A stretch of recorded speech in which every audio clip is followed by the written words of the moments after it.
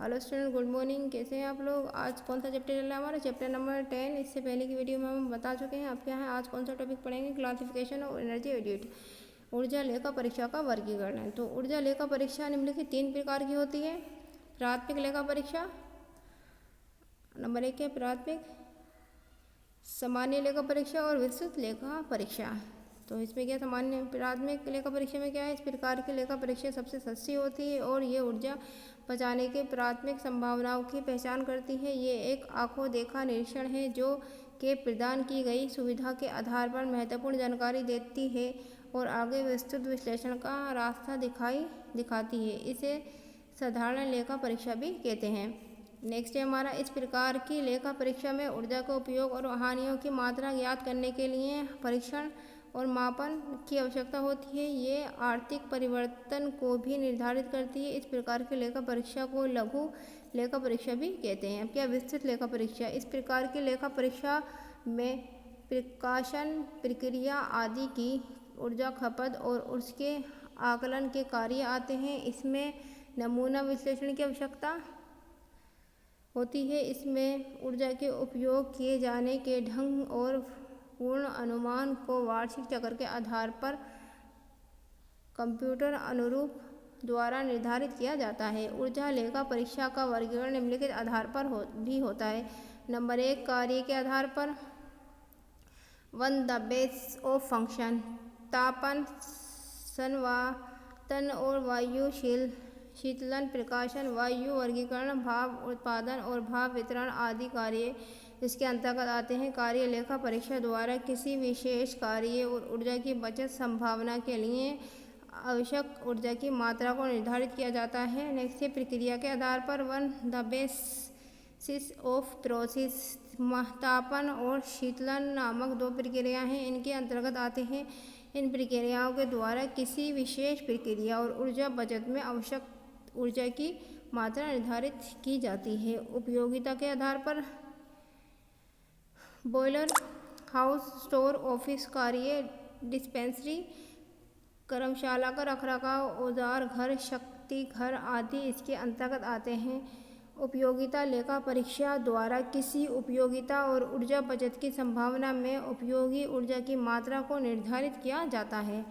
सीमा क्षेत्र के आधार पर। इसके अंतर्गत निम्नलिखित 2 तरह की लेखा परीक्षा होती है। वहाँ स्तरीय ऊर्जा लेखा परीक्षा के अंतर्गत विभिन्न प्रक्रियाओं, कार्य और ऊर्जा बचत की प्रचुर संभावनाओं को पहचाना जाता है। इस प्रकार की लेखा परीक्षा 2 से 3 दिन का समय लगता है। लघु स्तरीय ऊर्जा लेखा परीक्षा में विभिन्न प्रक्रियाओं और कार्यों की गहराई में से समीक्षा कर ऐसे विशेष क्षेत्रों की पहचान की जाती है जिसमें विशिष्ट सिफारिश और ध्यान की आवश्यकता हो। इस प्रकार की लेखा परीक्षा में 6 से 7 दिन का समय लगता है। एकत्रित सूचनाओं के आधार पर। इसके अंतर्गत भी निम्नलिखित 2 प्रकार की लेखा परीक्षा होती है। बिल्डिंग लेखा परीक्षा का आधार बिलों द्वारा एकत्रित की गई जानकारी होती है। बिल में ऊर्जा उत्पादन और उपयोगी की विस्तृत सूचना होती है। इस प्रकार की लेखा परीक्षा के अंतर्गत सूचनाएं सिर्फ बिल के माध्यम से ही आती हैं। इनमें क्या, सूचनाएं हमेशा क्या है, बिल के माध्यम से ही आती हैं। नेक्स्ट हमारा क्षेत्र लेखा परीक्षा में जानकारी एकत्रित करने के लिए वास्तविक घटना स्थल पर जाकर ऊर्जा उत्पादन, उपयोग एवं हानियों के विभिन्न चरणों का निरीक्षण करके गणना की जाती है। ये सुधार हेतु विशेष सिफारिश प्रदान करती है। अब क्या, नेक्स्ट टॉपिक हमारा प्रारंभिक व विस्तृत ऊर्जा लेखा परीक्षा के उद्देश्य। प्रारंभिक ऊर्जा लेखा परीक्षा के उद्देश्य क्या है? ये विस्तृत लेखा परीक्षा की शुरुआती अवस्था है। ये पूर्ण किए गए सभी कार्यों का दृष्टिकोण है। इसके निम्नलिखित उद्देश्य होते हैं। बचत की संभावना को खोजना। नेक्स्ट है संगठन के विभिन्न विभागों के अलग अलग ऊर्जा खपत के मानों को निर्धारित करना। ऐसे क्षेत्र की पहचान करना जहां तुरंत सुधार और बचत की आवश्यकता हो। निवेश और निर्गत के मानों का निर्धारण करना। उपलब्ध सूचनाओं का एकत्रित करना। नेक्स्ट है विस्तृत लेखा परीक्षा का उद्देश्य ये है किसी भी संगठन की पूर्ण छानबीन होती है। इसके अंतर्गत मौजूद व्यवस्था की जांच की जाती है। ये ऊर्जा परियोजना के कार्यान्वयन की विस्तृत योजना होती है। इसके मुख्य निम्नलिखित उद्देश्य हैं। नंबर 1 क्या है, सभी संसाधन जैसे धन, मशीन, वस्तु और विधि का अनुकूल उपयोग करना, निर्माणकर्ता और योजना बनाने वालों की कमियों को ध्यान में लाना, परिचालन की विधियों में सुधार हेतु सुझाव देना, आंतरिक नियंत्रण व्यवस्था में कमियों की ओर ध्यान आकर्षित करना और सुधार हेतु सुझाव देना, ऊर्जा बचत और लागत का सबसे अधिक मूल्यांकन कर देना। इसके बाद कौन सा टॉपिक आता है हमारा? विस्तृत ऊर्जा लेखा परीक्षा के चरण, स्टेप ऑफ डिटेलाइज्ड एनर्जी एड्यूट। विस्तृत ऊर्जा लेखा परीक्षा निम्नलिखित 3 चरणों में पूर्ण होती है। नंबर 1, प्रथम चरण परिलेखा परीक्षा फेज 1। इसके अंतर्गत कार्य क्षेत्र का प्रारंभिक अध्ययन किया जाता है, जो कि भविष्य की योजना बनाने के लिए बहुत ही आवश्यक है। प्रारंभिक कार्य क्षेत्र पर जाकर ऊर्जा लेखा परीक्षण निम्नलिखित कार्यवाही करते हैं। नंबर 1, ऊर्जा लेखा परीक्षा का उद्देश्य बताने के लिए वरिष्ठ प्रवर्तन से चर्चा करना। नेक्स्ट है आर्थिक दिशा निर्देशों और वित्तीय समर्थ विश्लेषण के बारे में चर्चा करना। नेक्स्ट आता है हमारा उपयोग में आ रहे उपयंत्रों और संसाधनों के प्रकार, प्रचलित क्रियाओं और नियंत्रण विधियों के ऊपर चर्चा करना।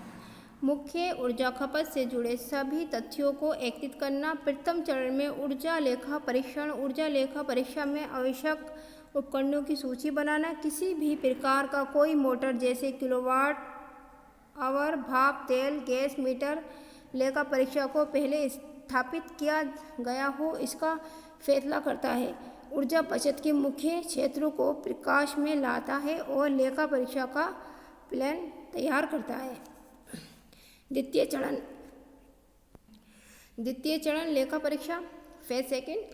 इस प्रकार की लेखा परीक्षा में समय अवधि उद्योग और स्थान की आवश्यकता पर निर्भर करती है। विशिष्ट संयंत्र के विभागों, वस्तुओं और प्रक्रिया में लगे उपकरणों में उपयोग हुई ऊर्जा और सामग्री के बीच संतुलन बनाना, छानबीन और निर्धारण करना इसके महत्वपूर्ण घटक हैं। इसके लिए कि इस प्रकार की लेखा परीक्षा को पूर्ण करने के लिए कई सप्ताह से लेकर कुछ महीने लगते हैं। इस चरण में निम्नलिखित सूचनाएं एकत्रित होती हैं।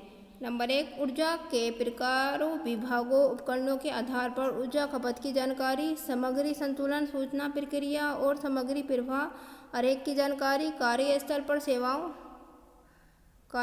पर सेवाओं का उत्पादन और वितरण की जानकारी के प्रतिशत की जानकारी, क्षमता लाभ के प्रतिशत की जानकारी आदि प्राप्त होती है।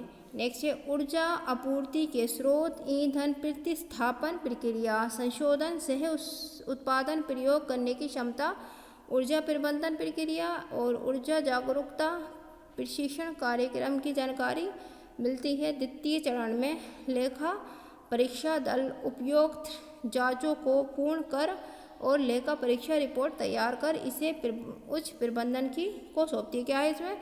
ये क्या है? लेखा परीक्षा दल किसको पूरी जो है छानबीन करने के बाद जांच करती है, फिर उसके बाद क्या है हमारा रिपोर्ट तैयार करती है, फिर जो है उसको प्रबंधन को सौंपती है। अब क्या है तृतीय चरण पोस्ट लेख परीक्षा फेज 3। फेज 3 में क्या है? इसमें ऊर्जा संरक्षण के अवसरों का विकास और लागू में सहायता करना और प्रदर्शन